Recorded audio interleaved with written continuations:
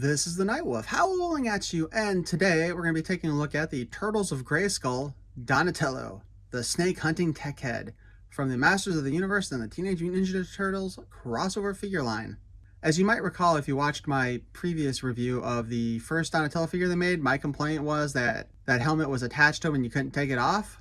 So I'm kind of curious to see if this version of Donatello does have a plain turtle head to go with him, or if it's again one where that hood and mask are part of the actual head sculpt. But let's take a look at the back here. We see Donatello fighting against the Shredder snake thing, which is a very confusing part of the story, but you know. Donatello's ingenuity combined his technology with the power of Grayskull to create weapons that track the snake in the grass Shredder. The Reptile Wars. The Teenage Mutant Ninja Turtles scout Eternia for Shredder, but find themselves in the middle of King Hiss's plot to make the Snakemen the most powerful force in the universe. As part of this wave, of course, we have Donatello, the snake hunting tech head, Raphael, the snake hunter with a short fuse, Mechanic, the snake hunting spy, and of course, Rattler, the mutated snake man creature. Let's hope I like Donatello more than I like the Rattler and Mechanic.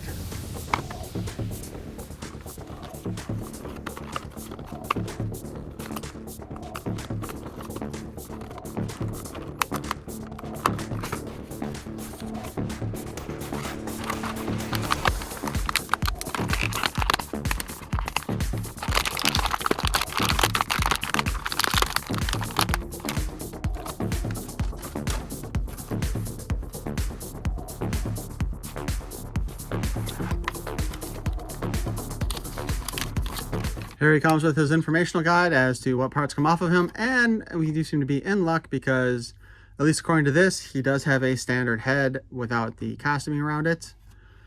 His staff also comes apart in multiple pieces.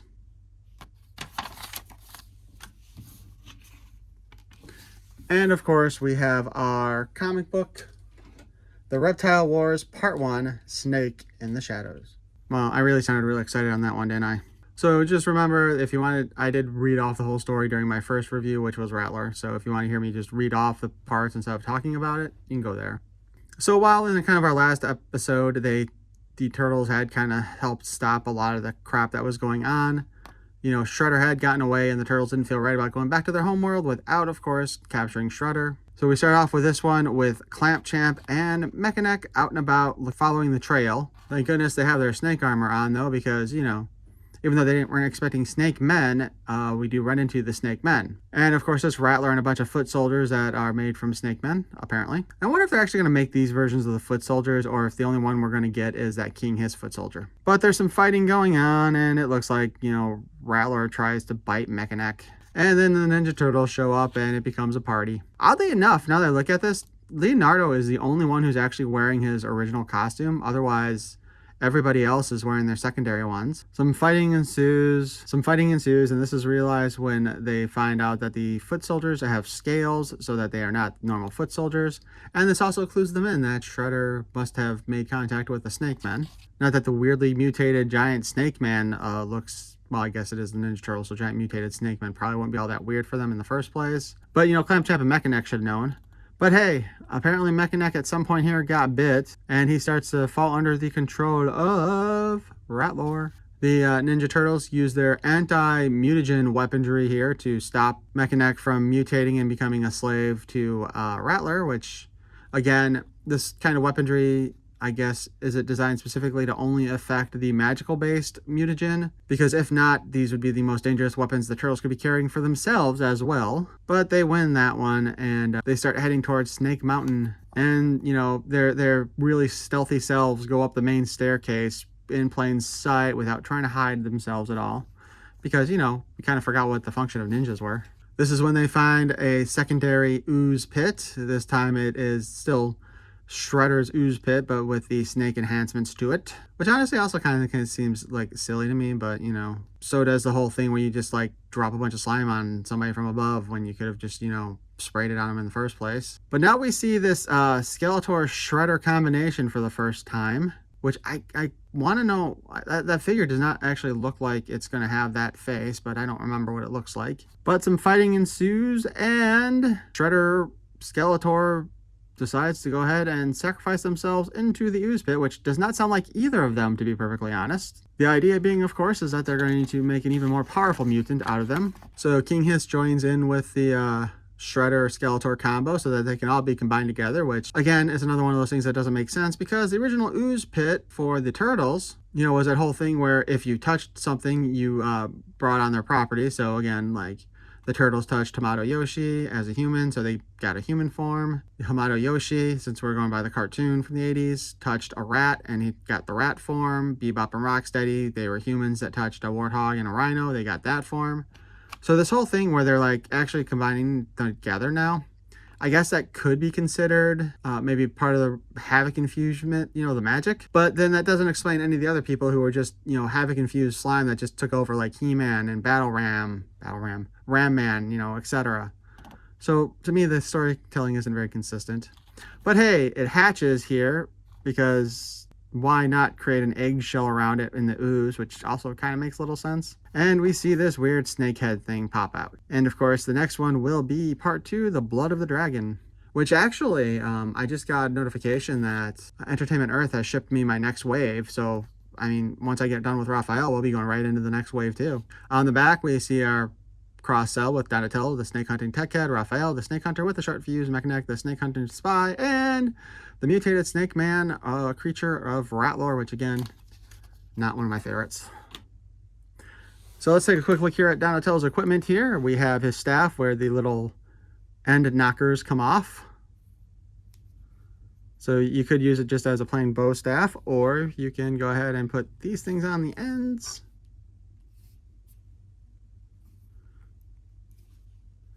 And voila, he's got a double-sided mace, much like his previous one, only this one makes a lot more sense. It feels a lot more solid and like it's not going to break like the previous one felt like. But to go along with it, we actually get the little flame effects that we originally got with the Demigorgon,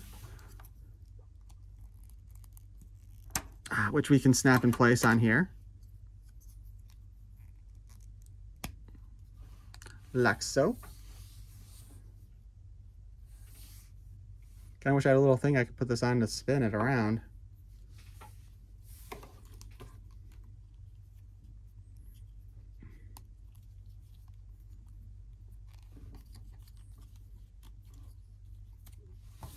This may be one of the first times when we get a bow staff that's almost proper length with one of these toys.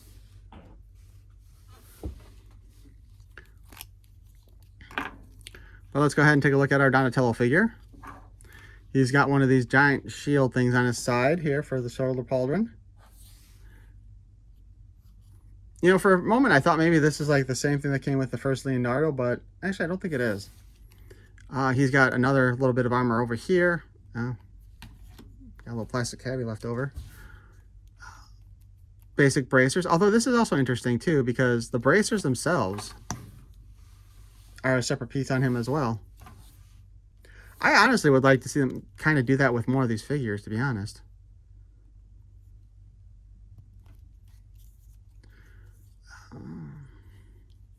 So we got the 2 shoulder pieces I could pull off. We've got whatever this is exactly supposed to be. I guess maybe that controls the weapon for pouring stuff out, or maybe this is what allows him to light his bow staff aflame.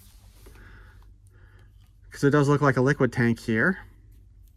He still comes with a shell shield, but this actually, looking at this appears to be a new design for the shell shield, which I wasn't expecting, because I want to say, I believe this was actually much higher on the shield previously. I'll have to double check when I get back to the shelves to look at it. But he does look like he comes with the same little harness thing that Michelangelo came with. Plus, he's using the same body as our battle armor Michelangelo did. You know, there's a lot of additional parts on this guy.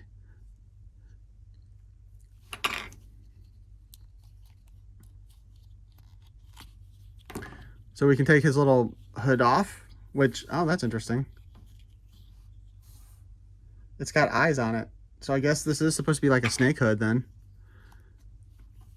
Which, of course, if we pop his head off, we can take off the little armored mask thing, which also looks like it's designed kind of like Man-at-Arms' little doodad.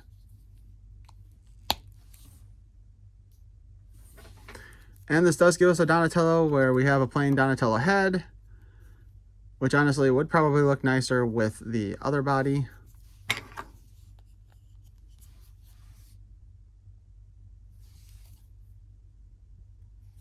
So technically, if we swap this head with the other Donatello head, we can get ourselves a Masters of the Universe Donatello Turtle version.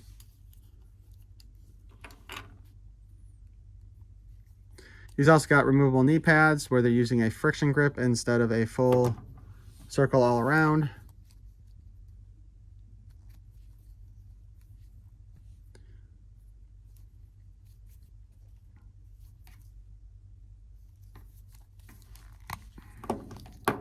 And of course his belt comes off as well. Which I think this is actually the first time they've given us a belt that looks more like the old Cartoon Turtle belts too. Only they didn't put any initials in there. So I'm going to kind of guess that we'll see that reused in other figures somewhere down the line as well. Overall, this isn't a bad looking Donatello.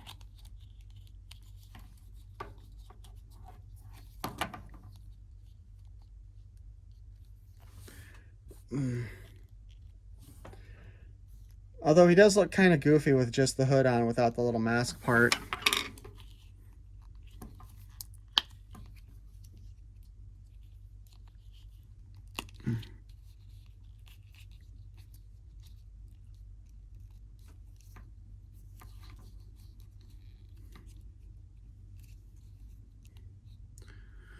So let's talk about his articulation now. We got him fully equipped. Oops.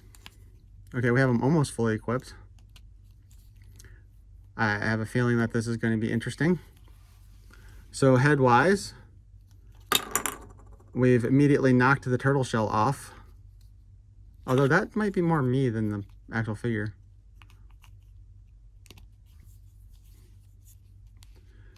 So we can turn his head.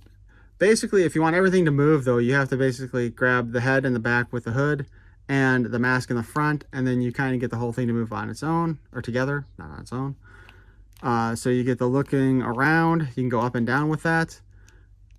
And if you grab just the hood, though, you start seeing that the crap starts moving all over the place on its own. But, you know, as long as you go back forward, it does seem to line back up again. We can hinge up, and he smacks himself in the side of the head with the shoulder pauldron. We can spin his arm around. It did come loose doing that, though, with the arm around there. Single joint at the elbow, less than 90 degrees, but we do have the spin as well as that hinge. The wrist has a spin, and with most Masters of the Universe figures, we have the in and out hinge on the wrist. We can spin his waist at a full 360. We can kick forward about that far, and we can kick back about that far, which isn't a whole lot, really. We can get a good outward kick. Though to be perfectly honest, it kind of reminds me of the overweight kid trying to do a side kick. By the way, I was that overweight kid trying to do the side kick, okay? Just saying. Before anybody gets up in arms about me talking about fat kids. Knee bends, a little better than, well, probably not even quite 90. We do have the spin, though, at that part.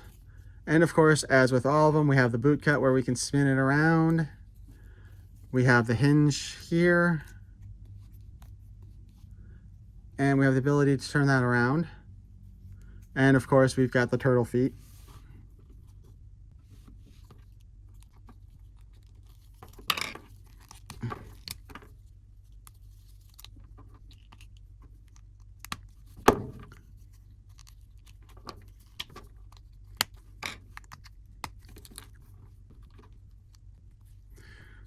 So if we take off all of his extra armor, then we just kind of get we get like the Danny Phantom logo practically on his chest at that point. But yeah, we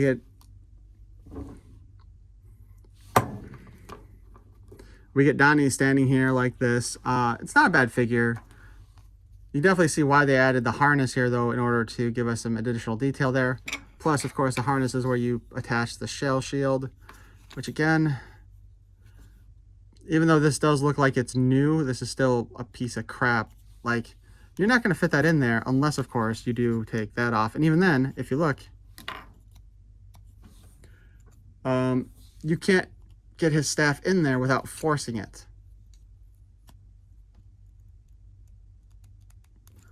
And even then, apparently I can't get it all the way through. And I'm not going to try to go any further than that because I don't want to wreck anything.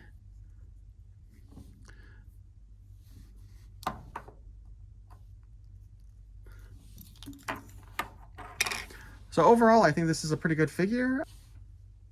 I do think that this bit of armor here is stupid. I would rather have seen them give us 2 of these instead of this. Which, I don't know. This is the tough part with something like this, because like if I could get a second Donatello from the first run and a second Donatello of this one, I could swap out that head and give myself a Ninja Turtle Donatello, right? Which I kind of would have liked to have done that with all of them, but I didn't do that, so it's too late to really try, right? I guess.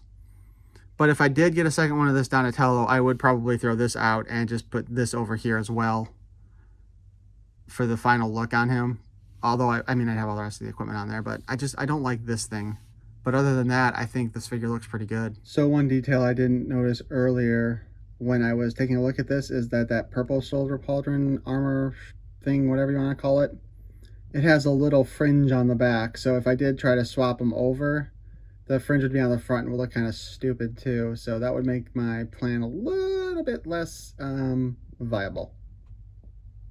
Definitely so far the highlight of this wave. At least until I do Raphael, because Raphael is my favorite character. So he's, honestly, I might be more critical or less critical on that one. I don't know yet. But again, I think that Raphael kind of looks like it's based on like one of the Rob Liefeld designs. So, you know. But why don't you guys let me know what you think in the comments below about this Donatello. Is this one that you're excited about?